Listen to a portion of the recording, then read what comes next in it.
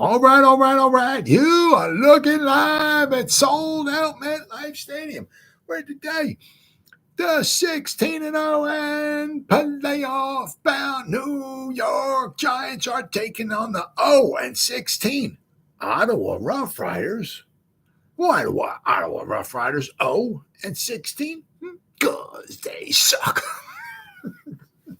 I don't care to the Canadian Football League. They never won a Super Bowl. And in 1951, the New York Football Giants went up to Canada and played them in Ottawa, Ontario, Canada, and just smacked up all up in the masses. Beat them 41-18. Played them first half in the Canadian Football League rules. Played them in the second half in the American Football League rules. And the Giants just went up there and straight up bitch slapped them. Beat them 41-18. Ottawa Rough Riders, you suck. I'm just making stuff up. That was the Giants really did play them in 1951. August 11th or 12th, 1951. They went up to Canada, beat them 41-18. So that I'm not making up. Other than that, why they never won a Super Bowl? Well, it's because they're playing Canadian Football League. But anyway, welcome to the Gridiron. Anybody out there at all? It's going to spend a little bit of time with me here this evening. I greatly appreciate it. Thank you. Or if anybody's going to spend any time watching me play this once again, thank you so much from the bottom of my heart. It means the world to me. Thank you. I'm going to try to go about 30 minutes here tonight. Shoot my mouth off for about 30 minutes. Anybody got anything to say, please feel free. Fire away, throw in the chat box. Usually try to check on the chat box like every 5 or 10 minutes or so. So as soon as I see something in there, I try to respond to it as fast as I can. So please feel free and fire away with the comments. But I mean, just rambling on for half an hour, 45 minutes, or whatever I might want to paint. It's just nice to talk to another Giant fan. So once again, please feel free to fire away with the comments. Before I get started, if anybody wants to help support my channel out, it would mean the absolute world to me. Description box below, the very top link in the description box takes you to my membership page. I got 3 different membership levels. The first one's called the Saquon, the second one's called the Lawrence Taylor, and the third membership level I got is called the Gridiron. Each one's got their own little perks to them. So if you want to help support my channel out, it would mean so much to me, and I would thank you in advance. Thank you. If you are subscribed to my channel, once again, thank you. I can use all the support I can get, guys. But if not, please go down below, hit the subscribe button, hit that bell icon. That way next time I go live or if I put a video out, you'll be notified. It's free of charge. What do you got to lose, right? But if you are subscribed to my channel, thank you. Maybe give this video a thumbs up or share this video. That would be freaking awesome. And then finally, also, in the description box below, there's 2 additional links, just a little ways down. The top one's a Facebook link. I'll go over that one in just a second. The one underneath it, I'm an old-time fart. I can't stand change. I like things just the way they don't be changing stuff up on me. I'm too much of a moron to think or adapt and all that stuff.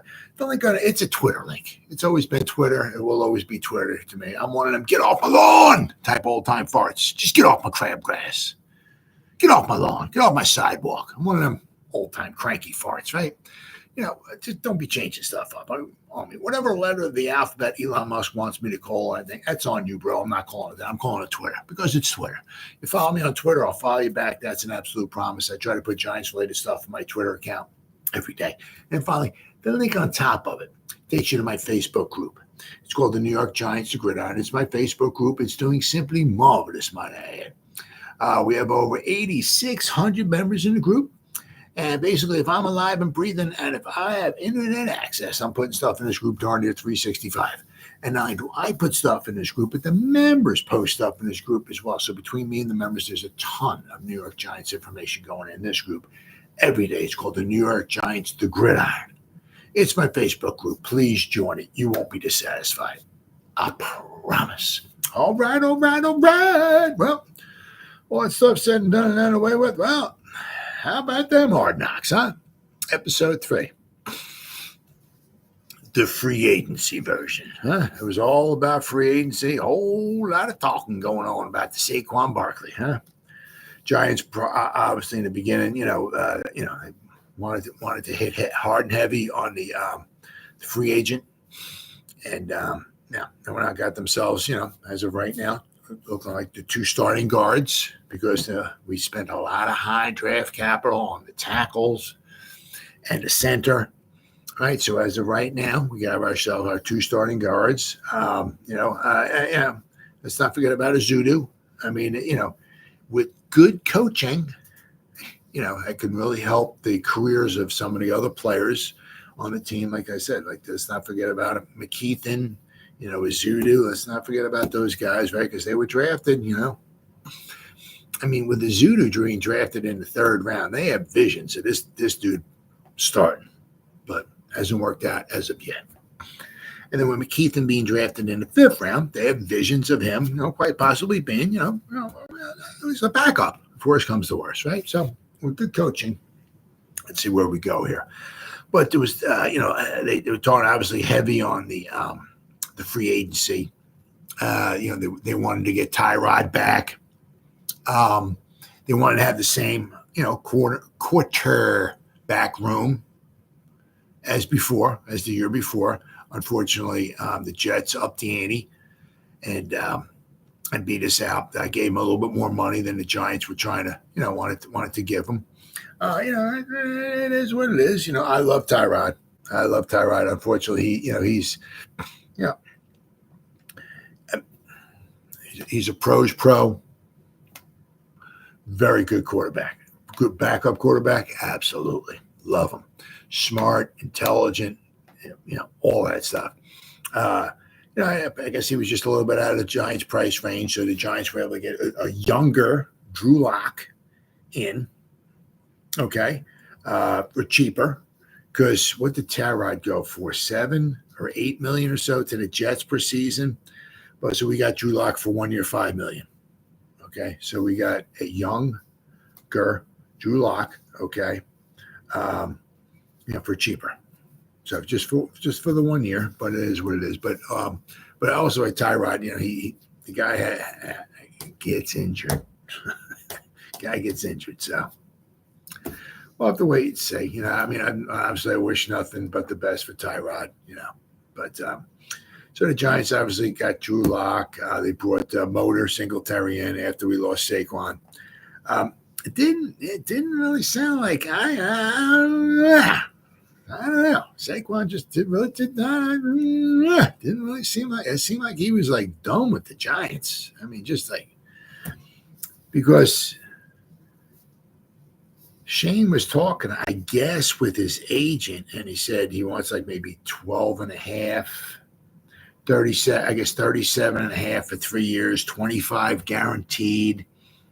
And Shane was talking to him. So it's we come up with this, the 3 years, 37 and a half, 25 guaranteed, he'll be a Giant, right? So if these are his numbers he wants and his guaranteed, right?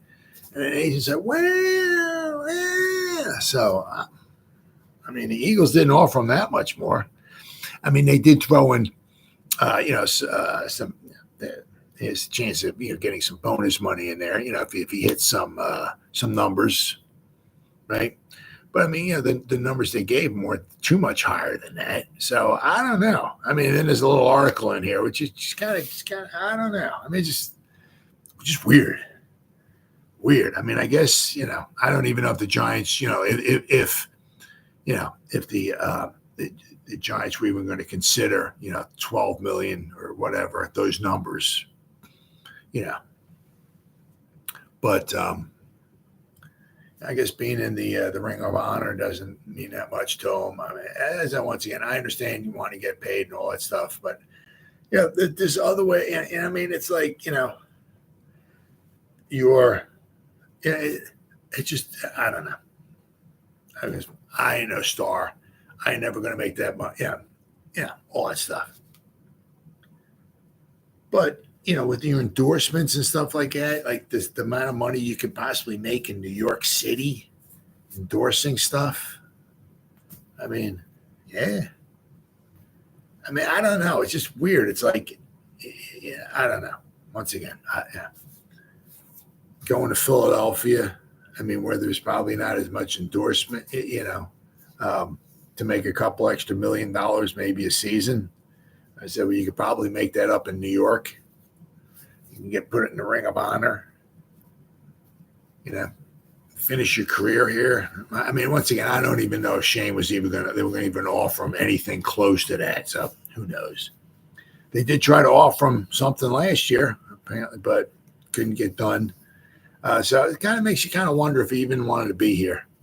I mean, last Hard Knocks, when they were talking with Saquon, toward the end of Hard Knocks, Shane calls him on the phone. Hey, Saquon, what's going on?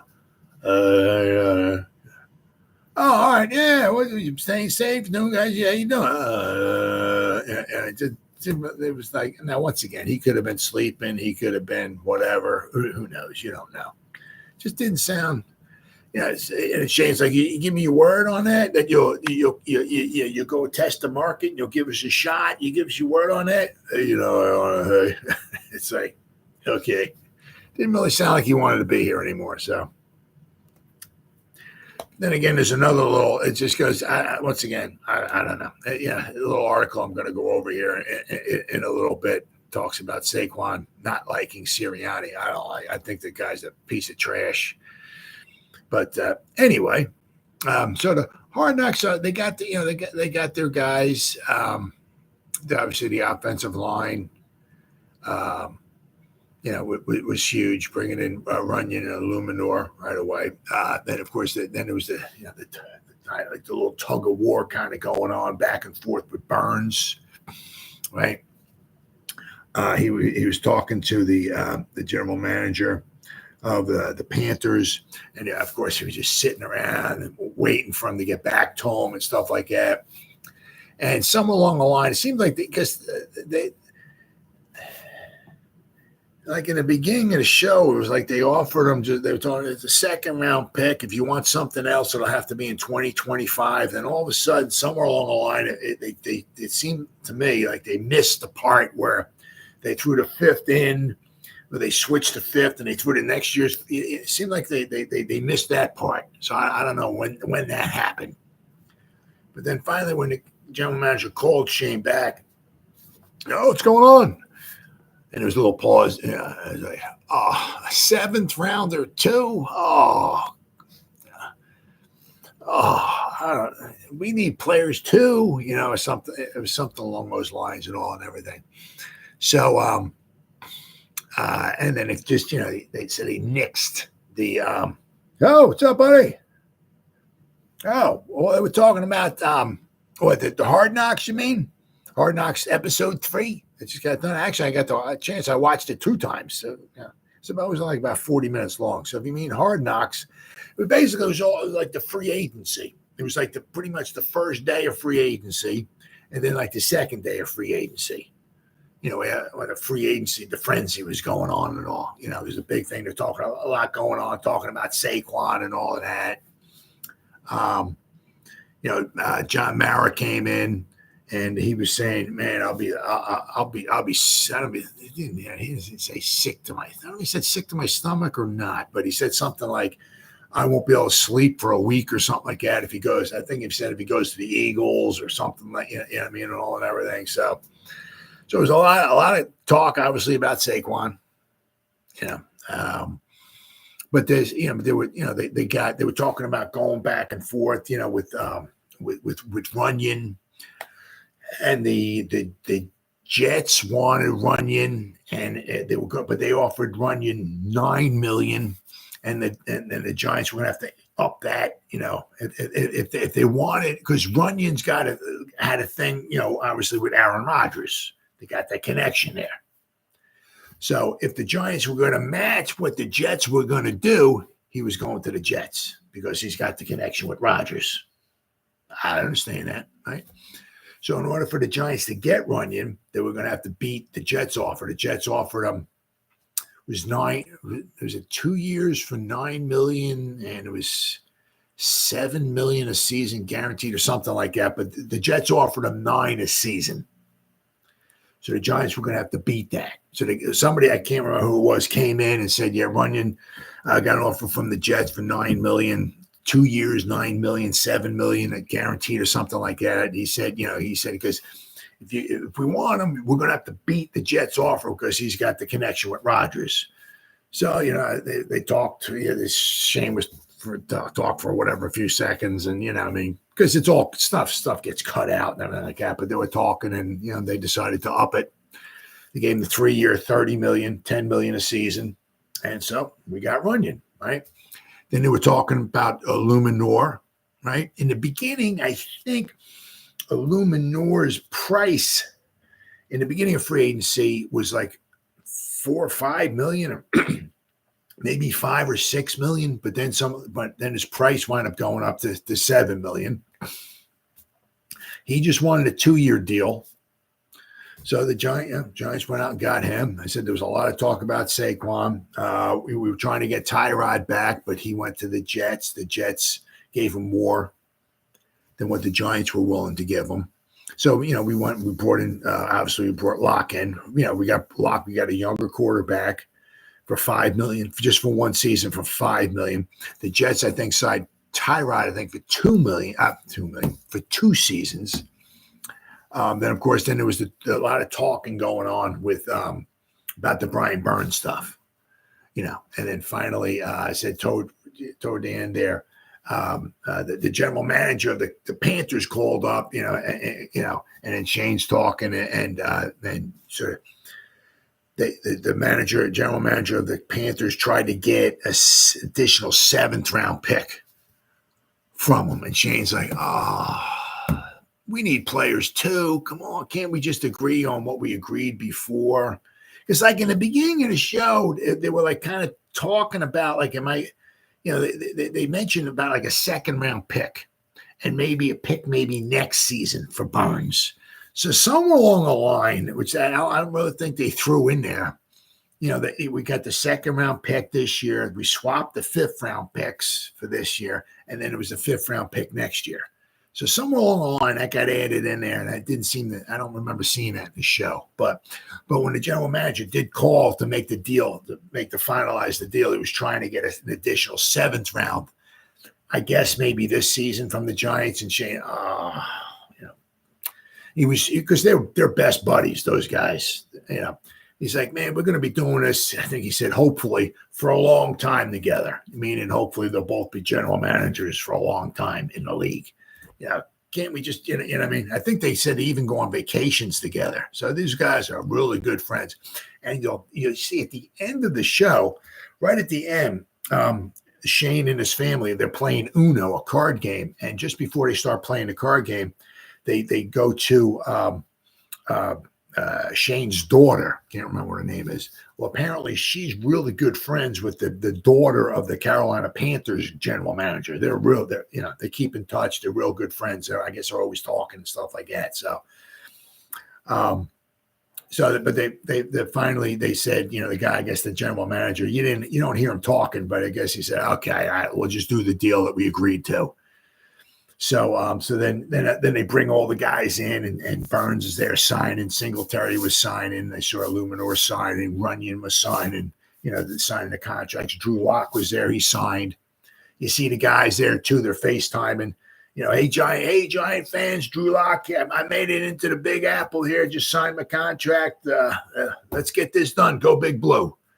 You know what I mean? Yeah, you see stuff like that on the Giants their Facebook page. Get stuff like that put up. So you see, I said, Brian Burns, he's a tall dude, man. I'll tell you what, he towers over Dable's not very tall, but he's a tall dude. Let me tell you what, he's going to fit in real well with Kayvon. 2 tall freaking studs. Let me tell you what, I think those guys, I think they'll do pretty good. Then next week, okay, seems more like we're going to go hit, because the free agency is over with. Okay. Obviously we got to start doing we're getting ready for the draft and all that stuff and everything like that. So I'm sure they might sprinkle some free agency stuff in, but tonight's show just was basically pretty much like the first and second day of free agency. It was a lot to go over. They did some in-depth and detailed stuff. So it was pretty good. I got a chance to watch it twice before I came on the air. So it was pretty cool. But I'll tell you what, there's some articles here that came out already. Just as soon as Hard Knocks was over, a couple of these articles came out. This is from The Athletic. Said the Giants Hard Knocks takeaways, free agency frenzy, and a farewell to Saquon Barkley. Oh, yeah. So it said as soon as it was over with. So it went down to the wire with Saquon. We all know how the Barkley saga ended. He signed a 3-year, $37.8 million contract with Philadelphia, and we'll get into the negotiation. But the Hard Knocks footage provided fascinating insight into the emotions surrounding the situation. That comes about halfway through the episode as co-owners John Mara heads into Shane's office when the news breaks that Barkley is indeed headed to Philadelphia. Let's see here. It's one of the key moments of the episode when it begins with the Giants' decision not to use the franchise tag on him. As 2 previous episodes showed, Giants, settled on letting Barkley test a free agency. That scenario plays out early in episode 3 as Shane hops on the phone with Barkley's agent. And Shane asked him. Shane asked Barry. He's like, Barkley's agent, Barry. Ed Barry. He said, in order to get Saquon, what do we have to do? And it says it wound up being, maybe a 3-year deal, $12.5 million average with 25 guaranteed. So then, Shane calls Mr. Mara, explaining that they told Barry that if he calls back with those numbers, then he can bring Barkley in that day. But I mean, the thing was like, Shane asked Barry, so it's like, all right, so if we come back to you and we agree to 3 years, $12.5 million a year, $25 million guaranteed, right? That'll get it done. Barkley be a Giant. And apparently the agent was like, well, I mean, so I don't know. I don't know what was going on there. I don't know if, I don't know. Maybe Barkley wanted a little more than that, or he didn't want to be a Giant, or exactly what, but he's a Philly guy now. And then they talk about Xavier McKinney's departure as well, too. He signed a 4-year, $67 or $68 million deal with the Packers. It said earlier episodes, McKinney was mentioned in context on the salary cap being a higher number than initially expected. The safety was also brought up during the NFL scouting combine, where Shane proposed making an offer to McKinney that would be enticing, but that also came with the understanding that this may be off the table come next week. When his deal was announced, Shane is on the phone saying, "Oh my God," as he learns that McKinney got nearly $17 million a year from the Packers, making him the second highest paid safety in the league. There's one other guy getting like $18 million, I think, or so, maybe a little over 18. So Shane's like, wow, so that makes him the second highest safety in all of football. So that definitely took him out of the Giants' price range without question. Then the offensive line took priority. As I was kind of going on. It was pretty cool, though. I'll tell you what. They had, if you get a chance to see it all and everything, it was pretty cool because they had, they kept going to this, like, it was like a card table, and they had a dealer there, and they had some people sitting around. It was all makeup. But they had these cards. It was cool. They'd flip them over, and there was a picture of Brian Burns as like a jack or something like that. Then they had another one he flipped over, and it was a picture of Saquon Barkley. And another one he flipped over, it was Xavier McKinney and aluminum. He had pictures like Tyrod Taylor and stuff like that. It was pretty cool. Had the cards come out. That was pretty cool. They said the offensive line absolutely took priority. Brian Burns' deal finally got done. Yeah, it was talking about let's see. Director of Football Operations Ed Triggs was the point person on Illuminor's negotiations. And we saw how the number had to go up on the Giants side before he signed a 2-year, $14 million. Yep. Let's see here. Brian Burns' trade got finalized. The previous 2 episodes teased the negotiations between Carolina Panthers and the Giants when it came to a deal with the Pro Bowl Burns. We see the conclusion of those 2 with Shane and Dan Morgan as they get down to the finalities of the deal. So that's when Morgan calls up, and Shane's like, picks the phone up, and Morgan asks for an additional 7th. And Shane's like, what are we doing, Dan? Why do we need to add a 7th, Dan? Shane said on the phone call with Morgan, like, come on, you and I are going to be doing this a long time, hopefully. The two friends came to a deal, and Burns ends up in New York in exchange for a 2024 second round and a fifth-round pick and a 2025 fifth-rounder. So New York also got the 20. They swapped 2024 fifth-round picks, right? So, you want to come in? Up. Watch your head. I don't. Hold on. I don't want to pinch your head. My buddy Randy's coming in. I got to move the chair for him. All right, Randy's here. We can continue.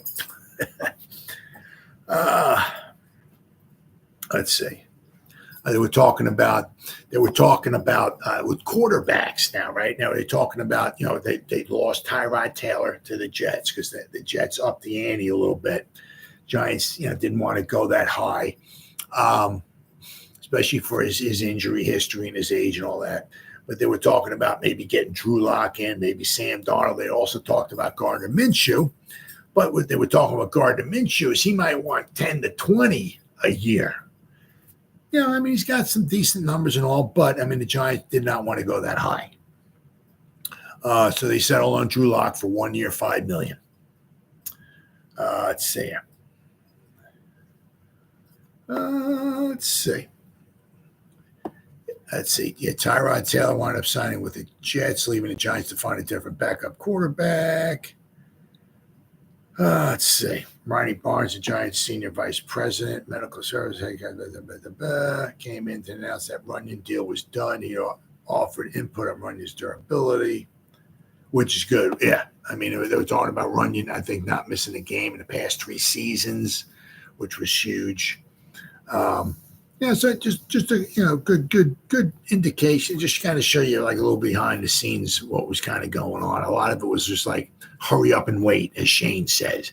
And he said sometimes patience is not one of his biggest virtues, right? You start something and you got to sit there and wait. And sometimes you wait hours, and that's not the easiest thing to do. Shane said his heart rate was up, which obviously is not a good thing. All right, so that was Hard Knocks, and so saying goodbye to Saquon. So, all right, that's them.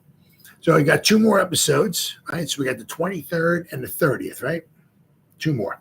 So, all right, then we got the Giants announced top players 71 to 80. They're on their countdown, going down to Lawrence Taylor at number 1. Player number 80 is William Roberts. Tell you what, this guy had a long career. He was William Roberts. Actually, in 1984, we had 2 first-round picks. First one, obviously, was Carl Banks. Then our second first-round pick was William Roberts. And it says only 5 offensive linemen played in more games as a member of the Giants than William Roberts, who appeared 151 times from 1984 to 1994. So, let's see.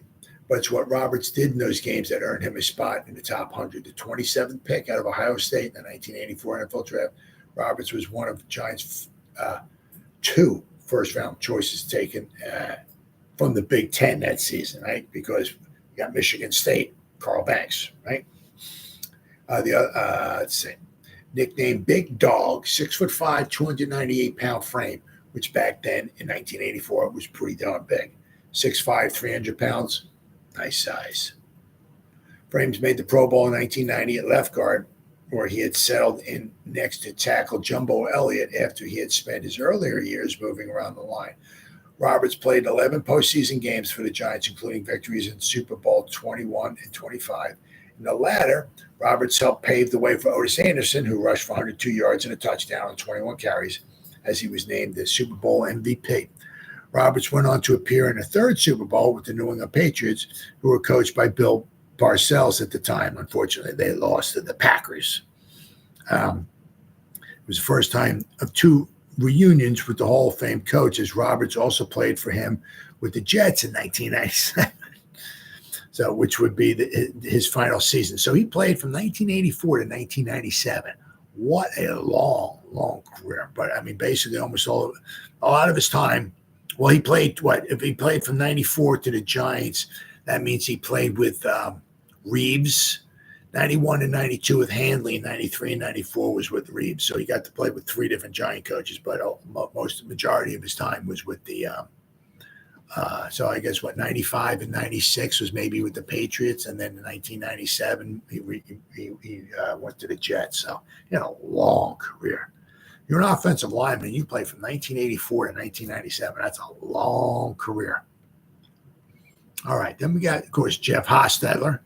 Now the thing is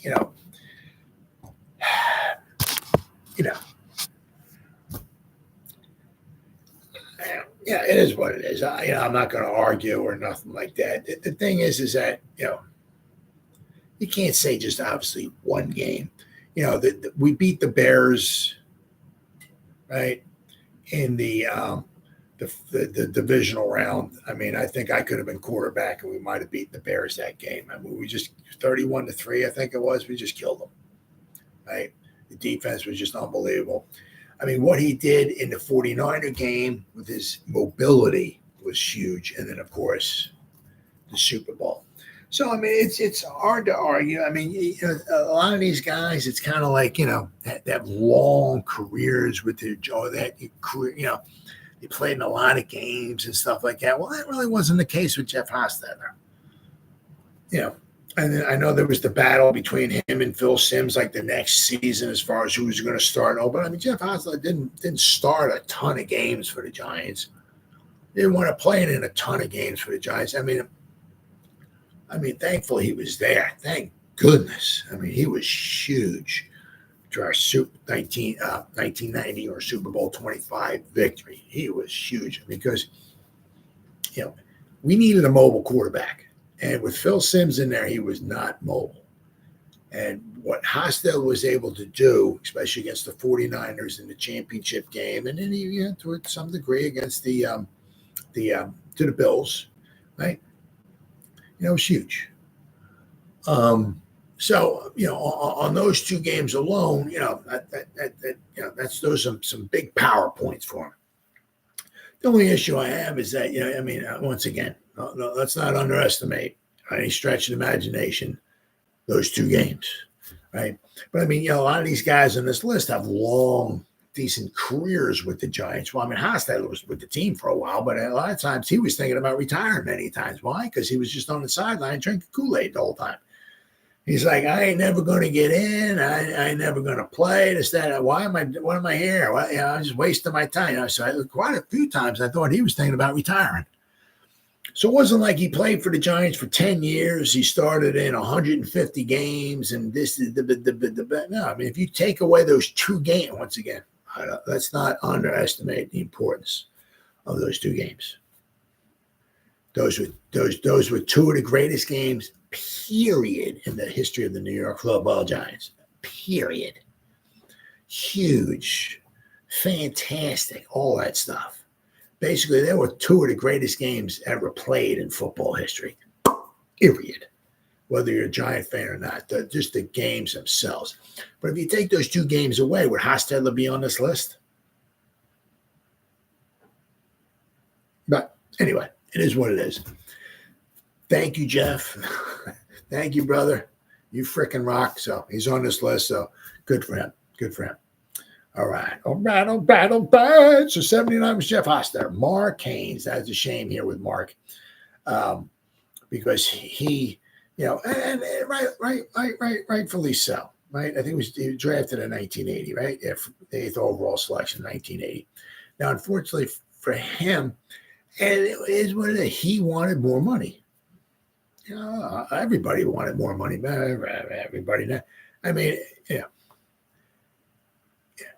if you're a center and they're going to give you $500 trillion, I mean, I don't want more. Everybody wants more money. I mean, regardless. But back then, back in the 80s, I mean, the pays were not good at all. Not good at all. And Mark Haynes wanted more money. And the Giants kind of reneged on it, so he kind of had a bad taste in his mouth with the Giants after he left. So the Giants wound up trading him to the Broncos. That's one of the reasons why the Giants had 4 second-round picks in 1986 draft. So between the first and second round, the Giants had 5 picks. And in the first and the 4 seconds and their third round pick, their first 6 picks in a 1986 draft were all defensive players. That doesn't happen nowadays. But anyway, Haynes, it was a shame. I mean, I'm sure. I don't know. If you ask him now, I don't know. Meaning, he asked him, "Hey, Mark, you went to the Broncos and they gave you basically kind of what you were looking for. Okay, as far as money. Now, the money he got from the Broncos, it was not $300 million. It was not. It was whatever, maybe $1 million, $2 million, something like that a season, right? So, so he was happy there.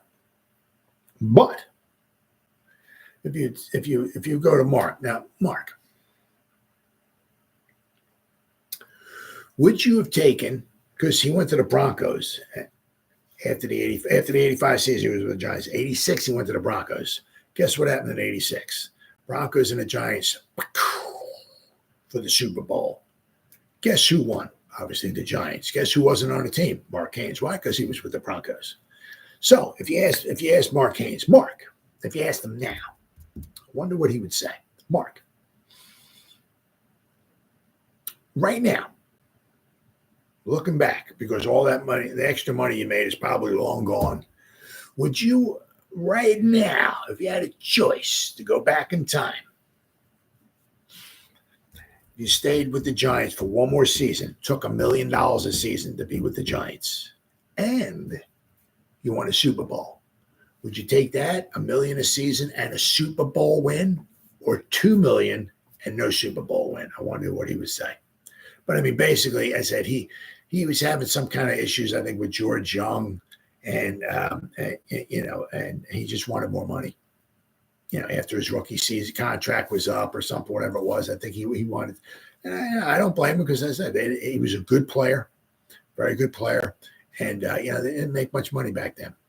So an extra 500,000 or an extra $1 million a season back then was freaking huge, right? So the Broncos paid him. The Giants did not want to pay him. It is what it is. But the Giants won the Super Bowl without him. So, but Mark Haynes, from 80 to 85, he was a very, very good player for the Giants. So you can't argue with him being on this list here. Let's see here. Let's see. The Broncos, who acquired Haynes via trade the previous offseason, his Giants career included 13 interceptions in 75 games, 67 starts. 1989, Haynes was named a member of the Colorado All-Century team. Huh, there you go. Haynes played 3 Super Bowls in his career. Of course, none of them with the Giants. And of course, he got blown out in all of them. Right? Let's see. He got blown out. Was it 42-10 by the Redskins? Because the Redskins won. Each time the Giants won in 86, the Redskins won in 87. Giants won in 90, the Redskins won in 91. So he got blown out in 87, 42-10, right, by the Redskins. Then I think 89, is when they lost to the 49ers. I think got blown out like 55-14 or 55-10 or whatever it was. So it was either 88 or 80. I think 89 was when the 49ers beat the Bengals. And then I think the next year, I think the 49ers beat the Broncos or whatever. But he went to 3 Super Bowls and got blown out, all of them. But anyway, Mark Haynes, good pick. Then we got my main man, Pots and Pans, John Mendenhall here. Actually, I'm going to go over to 2 of them. Jack Gregory is number 74. John Mendenhall is number 77. The Giants got both those guys. As I said, Jack Gregory is on this list. He's number 74. The next one up is John Mendenhall, is number 77. But the Giants got both those guys in 1972. The Giants traded to get Jack Gregory from the Browns. That's why in 1973, the Giants didn't have a first-round pick. They traded it traded away to the Browns to get Gregory. Gregory was a very good defensive end for the Giants in the 70s. Mendenhall was Mendenhall 1972. We drafted in the 3rd round. So Mendenhall was number 64. Jack Gregory was number 81. Mendenhall was a defensive tackle. Gregory was the defensive end, number 81. Those are my guys. Because in 1972 they came with the Giants. I was 8 years old. So Gregory was with the Giants from 72 to 78. After 78, I think he went back to Cleveland, and he played either 1 or 2 seasons with the Browns. Finished his career because he came from the Browns. Well, from 72 to 78, Jack Gregory was with the Giants. John Mendenhall from 72 to 79 was with the Giants. His final season he played in Detroit, 1980. I think they had a 9-7 record. Fortunately for John Mendenhall and Jack Gregory, their only season with the Giants that they had a winning season was in 1972, their first season with the Giants. But Gregory led the NFL in sacks in the 1972 season. I've seen he had at least 20 sacks in 14 games. Okay. I saw we had 20 sacks. I heard 21. I heard someone, I thought I heard him say something like he had 24 sacks in the 1972 season, but I heard at least 20 and 21, I heard, and that's on the 14-game schedule. So if he's playing 17 games like nowadays, he probably would have blew, it wasn't official back then, but I mean, he probably would have blown Michael Strahan's record out of the water. Okay. But I said, those are my guys. Yeah, without a doubt. The defense was on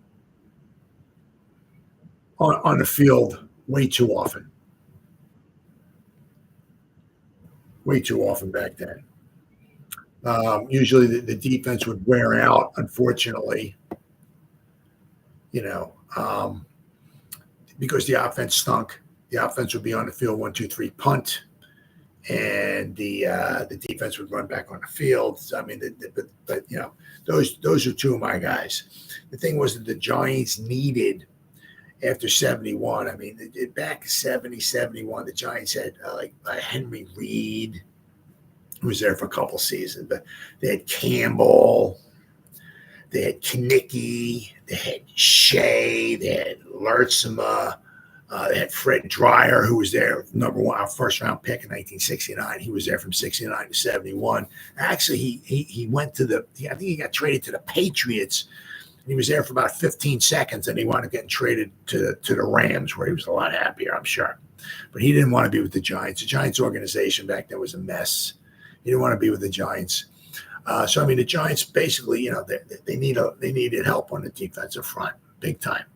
And it said in 1972, they drafted Mendenhall, and they made a trade to get Jack Gregory here, and it really worked out really well. Because you figure in 1975, we got George Martin. Right, he wound up being one of the other ends. Then, of course, in 76, we drafted Troy Archer, who was only played for the Giants 2 years because in 1978, he skidded off a road in his truck, hit a telephone pole or a tree. Fortunately, he died, so he only played 2 seasons for the Giants. But we had a nice defensive front there for a couple of seasons. I said it wasn't the defense's fault. It's just the offense just stunk. Couldn't put up any points, so. But I'm really happy to see John Mendenhall and Jack Gregory on this list. And then there's another guy from the 70s in here. Nobody on this list from 71 to 80 is way back, unless you're like 20 years old looking at this. But if you're an old fart like me, I'm talking way back. We're talking 30s, 40s, 50s, and all like that. But there's another guy coming up on this list who really deserves to be on here. So number 76 is Gary Reasons, and number 75 is Pepper Johnson. Those 2 guys, I mean, 2 linebackers. I mean, what can you say? I mean, I certainly, definitely, without question, the guys, put their heart and soul. They were huge in the Giants defense in the 80s, right? Going to the Super Bowl. Gary Reasons with the hit in the 1989 game against the Denver Broncos out in Denver. I mean, awesome. These guys definitely deserve to be on this list, I think, without question. But it's kind of interesting. What are we at here? 78 is defense, 77 is defense, 76, 75, 74 is defense. Then we get to a punter, Don Chandler. Actually, Don Chandler, he was a very good punter. Very good punter. He might have been like the best punter in the league when for the Giants. Now the thing is that when he first came in, we had Benny Agajanian was our kicker. Okay. But then we got Pat Summerall. Summerall was here from 58 to 61. The 61 championship game was Pat Summerall's last game. Pat Summerall was our kicker. Right? He did the kickoffs, extra points, and field goals. In the 61 championship game, he was on the field for one play. I think he kicked off. I think it was the second half kickoff. I think the Giants got the ball. I could be wrong. Forgive me. But he was on the field for one play. He kicked off. It was either the start of the first half. He didn't. We lost 37-0. He didn't have an extra point try. We were down 552-0. Like actually, it was scoreless in the first quarter. Okay. In the second quarter, the Packers scored 24 points. So when you're down 442-0, and you do get down toward the Giants did get down inside the 5. But they were down, I think it was 24-0 at the time. So you're not kicking field goals. You had to score touchdowns. So they went for it on fourth down. Bob Gators threw a ball a little high to Kyle Rote in the back of the end zone, bounced off his fingertips. That was the Giants' pretty much only scoring chance. Yeah, the Giants wound up losing 37-0. So, I mean, Pat Summerall didn't even kick a field goal or an extra point or nothing in that game. So he was on the field for one game. But anyway, after the 61 championship game, following 62, 63, and 64, Don Chandler was our field goal kicker. Don Chandler, after 64, he went to the Packers. He was with the Packers for 65, 66, 67. So he won the 3 straight championships with the Packers. He started kind of going downhill after that. If you look at his numbers, I think 67, I think his numbers were not, he was like 11 out of 25 or something like his field goal percentage was not very good. One of his, let's see here. Let's go Don Chandler. Don Chandler football. Okay, no, Green Bay Packers don't want that. All right, let's see here. 67 was his last season. Oh, he made the Pro Bowl then. Okay, no, all right, 66. He was 12 out of 28. Not very good field goal tries. But in 1967, apparently he was an All-Pro. I'm sorry, but he was a Pro Bowler. Went to the Pro Bowl in 1967, his final season. He was 19 out of 29. So basically, he made 2 out of every 3 field goals, and he went to the Pro Bowl. But that was his final season. That was Lombardi's final coaching season with the Packers. The Packers won Super Bowl II, and Chandler walked off into the sunset. But Chandler was with the Giants from 56. I thought it was 55, but from 56 to 64, he was with the Giants. So he was with the Giants for a while. But basically, he was the Giants' punter for most of the time. He became the Giants' field goal kicker in 62, 63, and 64. And then, as I said, in 64, he wound up going, 65, he went to the Packers. But he was a very good punter for the Giants. So, as I say, he was with the Giants for a while, right, from 56 to 64. So, once again, this is an independent group, I think it was, that did this. So, they got him on there. And we got a punter on. I mean, obviously, if Chandler's on there, Dave Jennings better be on there. That's all I got to say. All right, and then we got number 73 is Don Chandler. My man, pots and pans, my favorite running back of all time, period, bar none, Ron Johnson, number 72. He came from the Giants. He came from the Browns as well. The Giants made 2 trades back in the early 70s with the Browns. Might have been 2 of the greatest trades the Giants have ever made, in my opinion. They got Ron Johnson from the Browns. They also traded, I said, to get Jack Gregory, 1972, from the Browns. But Ron Johnson was just phenomenal. I mean, he was good receiver, Very good running back. His problem was injuries started catching up with him. He actually had he was the first guy, he was first Giant in Giant history to have 1,000 yards rushing in a season. 71, he was injured. He only played in 2 games. I think he had 140 yards rushing in 2 games. He played against, I think, the Redskins and the Chargers in those 2 games in 1971. He averaged 70 yards a game, but the injury, he only played 2. I think it was his foot or his ankle or something like that. 72, once again, 1,000-yard season. 1973, he had a little over 900 yards rushing with a team that was 2-11-1. And he actually missed a game or a game and a half, I think it was, in that season. If he played every game, he would have had another 1,000-yard seasons with a team that was 2-11-1. Then after that, I think he never made it to let's take a look. I don't think he made it to 76. I don't think he made it to Giant Stadium. He was there in 75. Ron Johnson. American football player. He had a very nice career at Michigan. There we go. Here's it. I think it was 75 was his last season. Oh, no. Actually, in 76, he had a tryout with the Cowboys.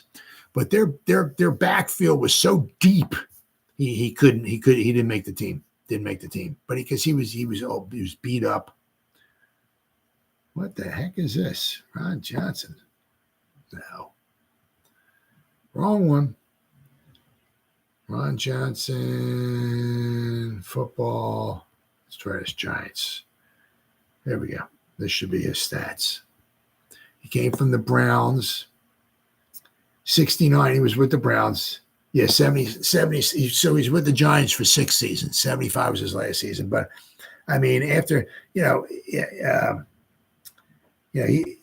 actually 75 his last season. He played in all 14 games. He started 8, but he only averaged 3 yards a carry. 74, he played 11 games. He started 6 of them, but he only averaged 2.2 yards.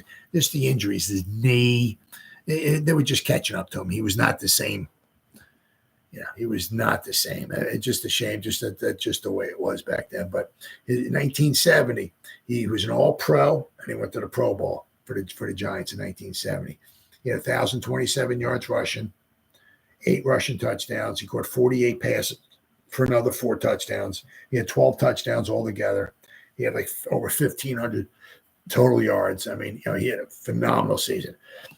Ron Johnson was a fantastic trade. A lot of times the Giants back then made a lot of trades. A lot of them did not work out. But this Ron Johnson trade from the Cleveland Browns in 1970 was a fantastic trade. I said, just unfortunately, what happened, Gale Sayers, actually Tucker Frederickson, Giants' first-round pick. I mean, he had knee injuries. And, he's just injuries back then. There was a lot of running backs, Ron Johnson, fantastic. He's my favorite guy of all time. Because when I turned on the TV, like first time I was 6 years old, I remember he was the star running back, number 30. Oh, my man, pots and pans. I love Ron Johnson. Love me some Johnson. All right, and then finally, the last one is number 71 is Antonio Pierce. I mean, what can you say about him? If he played longer with the Giants, he would have been higher up on the. Let's say, man, I mean, he was one of the best pickups, period, the Giants ever had. I mean, Antonio Pierce. I mean, if he played longer with the Giants, Pierce. I mean, he definitely. I wish the guy nothing but the best of luck with the Raiders. Hope he does a good job over there. He was with the Giants. Well, 1, 2, 3, 5 seasons with the Giants. So, but I mean, it's 1, 2, 3. His first 4 with the Redskins. So he had a 9-year career, nice long career. But I mean, 5 seasons with the Giants, right? I mean, was it 2005 to 2009? 2009, he only played 9 games, right? But, 2005, 2006, 2007, 2008, just very, very good. I mean, he had, 3 years in a row, he had over 100 tackles, or he had 100 or more tackles for the Giants. 2006, he had 139 tackles for the Giants. Just fantastic. I mean, one of the best pickups the Giants ever got. I mean, absolutely fantastic. I mean, I think if his career was a little longer, I think he'd be much higher on this list. But I mean, he was something the Giants were missing in the middle of the defense, like the commander. I mean, no hold, no BS, no hold barred, nothing like that. Fantastic. And quite possibly we might owe Super Bowl 42 to him, because in that championship game, if you remember, the Packers had the ball. I forgot what it was the third down. I forgot what it was, but the Packers had the ball in Giant territory, and Brett Favre dropped back to pass, and he throws a little screen pass. I can't remember the running back who it was, but caught the ball. He starts running on the offensive, the left side of the formation. He's running down, and there's a lot of room out there. And as a matter of fact, I think the Packers had like two guys out there blocking for him. Somehow Antonio Pierce, slipped the blocks or whatever, and latched on to the runner, latched onto him and held him until recruits came and finally they tackled him short. But I'll tell you what, if it wasn't for that, if those guys were able to block him and take him out of the play, that guy would have gotten the first down. The Packers would have kept their drive alive. Who knows? I think they kicked a field goal there. But I'll tell you what, they score a touchdown there. Maybe the game does not go to overtime and the Giants don't win that game. Giants, therefore, if so facto, don't win Super Bowl 42. So we owe that dude a freaking lot. Quite possibly our third Super Bowl. Quite possibly. There's a lot of plays in that season, right? That, right? Like this, right? Does that ring a bell? A lot of plays that season. And that was certainly one of them. And that was in the championship game. I mean, how he managed to slip those blockers and hold on to that running back, right? And keep him short of the first down is beyond me. But I'll tell you what, we owe that guy a lot. So happy to see him on this list. So it's not bad. It's from 71 to 80. 71 is Pierce. 72 is Ron Johnson, Don Chandler, 73, Jack Gregory, 74, Pepper Johnson, 75, Gary Reason, 76, Mendenhall, 77, Mark Haynes, 78, the Haas, 79, and William Roberts. Man, I forgot his career was that long. Wow. He's number 80. So what happened like last week is that they came out with 100 to 91, and then like the next day or two later, they came out with 81 to 90. So if they came out with 80 to 71, they should come out with, I'm thinking, 70 to 61 very shortly, sometime this week. So hopefully either tomorrow or Thursday, we'll have another 10 guys to talk about. But so far, it's pretty cool.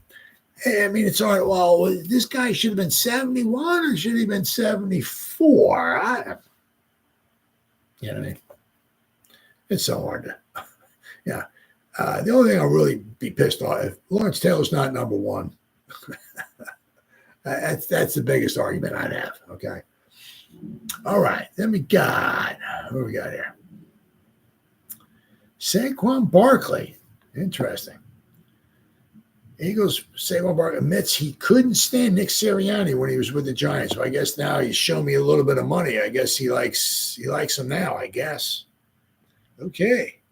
I still think Sirianni's a douche. Doesn't know how to coach. And hopefully the Eagles will suffer because of that. But during his time with the Giants, running back Saquon Barkley didn't think too kindly of Philadelphia Eagles head coach Nick Sirianni. I guess $40 million will make you love the guy, huh? Oh, no, man, I love the guy. Hey, greatest coach of all time. I love me some Eagles. Ew, show me the $40 million. Saquon Barkley spent the first 6 seasons with the Giants, right? The Bronx native this is from Fansided. Bronx native was drafted with the number 2 pick, but it didn't take long for Penn State product to prove his worth, Still, after years of success, Giants general manager Joe Schoen elected to let Barkley leave in free agency. Yeah. After fighting for a contract extension, Barkley finally moved on from the Giants. The Eagles signed Barkley a 3-year, $37.75 million contract with $26 million in guaranteed money. Over the years, Barkley developed a rather strong distaste for the Eagles. Head coach Nick Sirianni, crossing over enemy lines in the NFC has given him a different perspective on the Eagles. Now, $40 million to give you a different perspective. Oh, man, I would love the Eagles. Woo! $40 million, baby. Woo! And Barkley is learning to shed the hate he developed for Syria. Oh, yeah, $40 million. Yeah, you give me $40 million, I can shed a lot of hate. Now, you show me put $40 million on the table, boy, I'll be loving everybody. Everybody. Saquon Barkley admits he used to dislike, not no more. He loves him 40 million ways, right? There must be 40 million ways to love Nick Sirianni, right? Sirianni. Just jump out the back, Jack, right? Make a new plan, Stan. No need to be coy. Just get yourself free. Just show me some money, Gus, right? Just show me the 40 million bucks, right? Just drop off the keys, Lee, and get yourself free, right? Show me the money, baby. I love the money. I love it. I love the Eagles. $40 million. Woo! Amazing what money will do for you, right? The 27-year-old running back explained how his feelings about Sirianni have changed. Oh, yeah. Sure they have. Yeah. Since he joined the Eagles. Get the out of here. Going against him the last couple of years, you see it, Barkley said, from outside looking in, you're like, damn, I can't stand that guy. But when you get to meet him, it all makes sense. It's authentic. It's who he is. Get out of here. Get the fuck out of here. What a joke. Absolute joke. Oh, no, I love now. Oh, yeah. Wee! Oh, yeah, he's authentic, baby. Wee! Show me the money. Out of here. What a joke. I mean, you despise the Eagles, right? You despise the coach, and all of a sudden, oh, man, he's the greatest guys of all time. I can't stand that. I absolutely can't stand that. I can't stand Sirianni. Absolutely can't stand that douche. Cannot stand that guy at all. I hope the Eagles lose every freaking game. I hope he don't get fired because I can't stand him. And I think the Eagles suffer because of him. So hopefully the Eagles keep him for another 100 years, right? Because if they fire him, they might get a good coach to take his place. So anyway, it just goes to show you what the almighty Benjamin will do to you, right? Oh, no, Sirianni's cool. I love that guy. Oh, man, I'm gonna make him stepfather of one of my children. Oh, yeah, he's great. Get the out of here. All right, and then, of course, dun, dun, dun, dun. Dun, dun, dun, dun. Dun, dun, dun, dun, dun, dun, dun, dun. The injury bug, it is what it is, right? Someone's on the pup list. We're not even playing football, and somebody's on the pup list. Gotta love it, huh? We've had 6 weeks off. Somebody's on the pup list. New York Giants placed tight end Theo Johnson on the physically unable to play list. Oh, yeah. Gotta love it. Rookie tight end from Penn State is expected to see playing time for the Giants. Blah, blah, blah, blah, blah, blah, blah, blah, blah. Theo Johnson, the Giants rookie tight end from Penn State, will begin his first season on the physically unable to perform list. Giants released the news Tuesday when rookies reported to training camp. So you had today, right?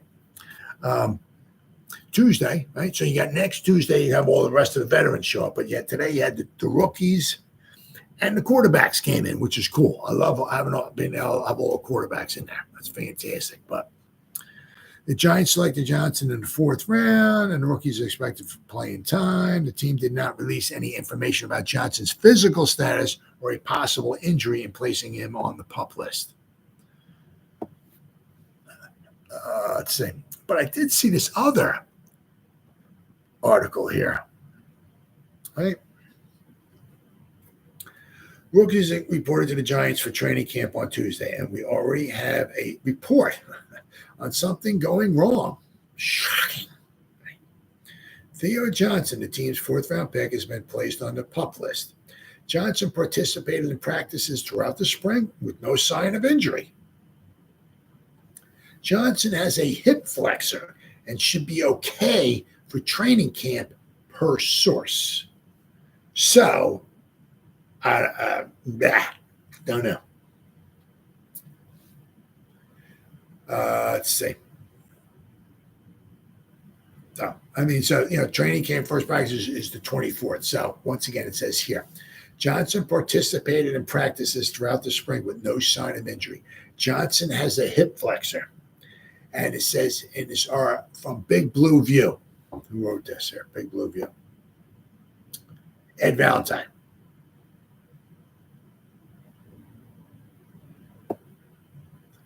Has a hip flexor, and he should be okay for training camp. So training camp is next week. So, I have no idea. Don't know. I have to wait and see. Hopefully it's not something that lingers into the season or whatever. But they're kind of figuring it may be.